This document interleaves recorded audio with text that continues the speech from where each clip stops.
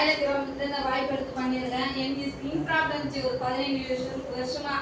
எனக்கு ரொம்ப எங்க போகணும் ஒரு இடமும் எனக்கு செட் ஆகவே ஆகலை. ஏசி மூலியமாக கூட ஒரு மாதம் அட்மிட் ஆகிருந்தேன். அது கூட எனக்கு செட் ஆகலை. பாண்டியன் சார் பார்த்துட்டு நான் எவ்வளோ அவாய்ட் பண்ணி போயிருக்கேன். இவர் வருவார் ஏதாச்சும் சொல்லுவாருன்னு சொல்லி ஏஞ்சி கூட போயிட்டேன்.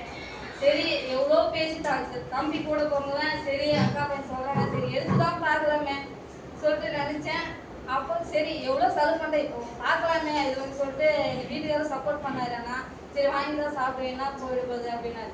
நான் வாங்கி சாப்பிட்டு 3 மாதத்துல எனக்கு எனக்கு அந்த ஒரு நம்பிச்சு பயங்கரமாக தெரியும். ஒரு நான்வெஜ்ஜே எல்லாம் சாப்பிட முடியாது, எதுவுமே கத்திரிக்காய் கருவாடு எதுவுமே சாப்பிட முடியாது.